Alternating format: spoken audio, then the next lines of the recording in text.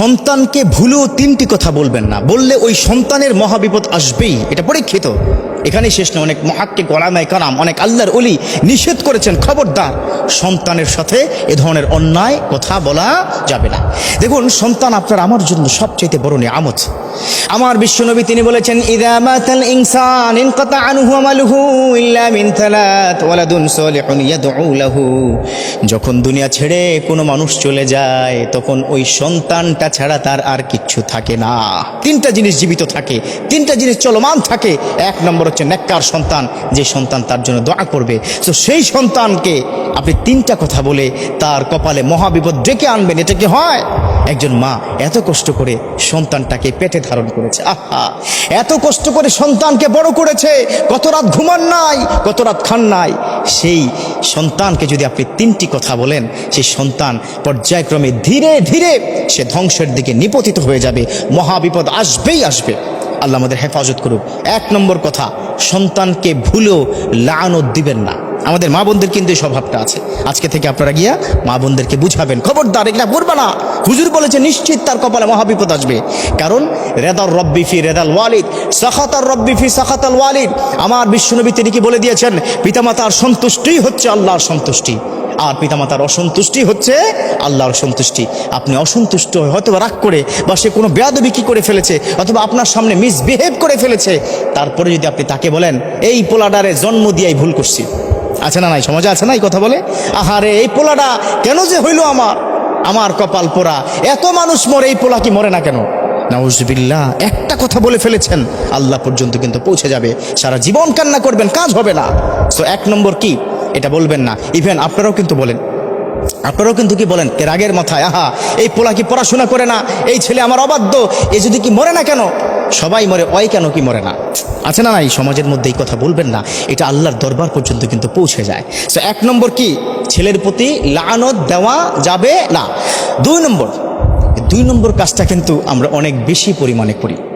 এই দুই নম্বর কাজটি করার কারণে আমার সন্তানটা নষ্ট হচ্ছে, সেটা হচ্ছে সন্তানের সামনে মিথ্যা বলবেন না, বা তাকে মিথ্যা শিখাবেন না। একটা ছোট্ট উদাহরণ দিই, তখন আপনারা ক্লিয়ার হয়ে যাবেন। মানে বাবার কাছ থেকে তার কোনো আঙ্কেল টাকা পাবে, অর্থাৎ বাবার বন্ধু টাকা পাবে।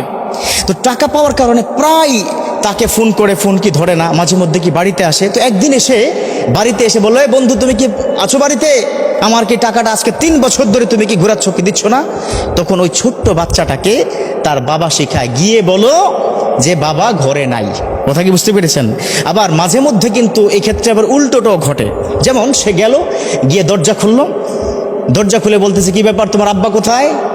তখন ওই বাচ্চা ছেলেটা বলে বসে, কারণ সে তো মাসুম বান্দা, সে কি বলে বসলো, আব্বা আমাকে বলে দিয়েছে যে বলতে আব্বা কি ঘরে নাই। এবার কি বলুন তো কি অবস্থা? তো এই ধরনের দুর্ঘটনা ওই বাচ্চা যখন বুঝবে যে এই মিথ্যা, এই প্রতারণা করা যায়, তখন সে কিন্তু তার লাইফের বাকি অংশটুকু মিথ্যার উপর প্রতিষ্ঠিত হয়ে যাবে। একবার ওই সন্তানের সামনে যদি আপনি একবার মিথ্যা বলতে পারেন, আর মিথ্যাটা যদি আপনি সত্য মনে করে বলেন, তাহলে তার কপালে মহা বিপদ আসবে, কারণ এই সন্তানটা বিপথে যেতে দেরি হবে না। 3 নম্বর, এটা বর্তমান সময় সবচাইতে বেশি ক্রাইসিস হচ্ছে, বর্তমান সময় ফ্যামিলি ক্রাইসিস। সেটা হচ্ছে হাজব্যান্ড এবং কি ওয়াইফের মধ্যে যখন ঝগড়া হয়, সেই ঝগড়াটা কখনোই আপনার সন্তানের সামনে করবেন না। যদি করেন, আপনার প্রতি অশ্রদ্ধা, আপনার প্রতি ভালোবাসা তার কমে যাবে, আপনার প্রতি যে তার সম্মানটুকু ছিল সেটা নষ্ট হয়ে যাবে। এবং এখানেই শেষ নয়, সে কিন্তু বাইরে গিয়ে তার স্কুল অথবা কলেজ ফ্রেন্ডের কাছে বলবে, কি বলবো, সারাদিন আব্বা আম্মা ঝগড়া করে। এই বিষয়টা যদি তার মধ্যে ইফেক্ট হয়, আপনাকে সে মারতে পর্যন্ত দ্বিধাবোধ করবে না, আছে না? সন্তান তার কি পিতামাতাকে কি মারছে? একটা দুইটা ঘটনা, অসংখ্য ঘটনা এই বাংলার জমিনে আছে। অতএব এই সন্তানের সামনে 3টা জিনিস। 1 নম্বর হচ্ছে সন্তানকে লানত করবেন না, তাহলে কপাল কিন্তু তার খারাপ হয়ে যাবে, খবরদার, তখন কান্না করেও শেষ করতে পারবেন না। 2 নম্বর হচ্ছে সন্তানের সামনে মিথ্যা বলবেন না, আসিদকু ইউযি ওয়াল কিযবু ইহলিক। এই মিথ্যাটা মানুষকে ধ্বংস করে দেয়, সে ধ্বংসের পথে তাকে ডেকে নেবেন না। 3 নম্বর হচ্ছে তার সামনে ঝগড়া করবেন না।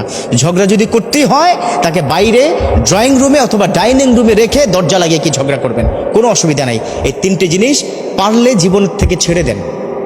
লানত দেওয়া জীবনের চরে আপনি ছেড়ে দিবেন, মিথ্যা বলা আপনি ছেড়ে দেন, ঝগড়া করা আপনি ছেড়ে দেন। আপনার ঘরের মধ্যে দেখবেন সুখ, শান্তি, রহমত, বৃষ্টির মতো সাকিনা আপনার ঘরের মধ্যে নাজিল করবে আল্লাহ পাক। সুখময় একটা জীবন আপনাকে দিবে।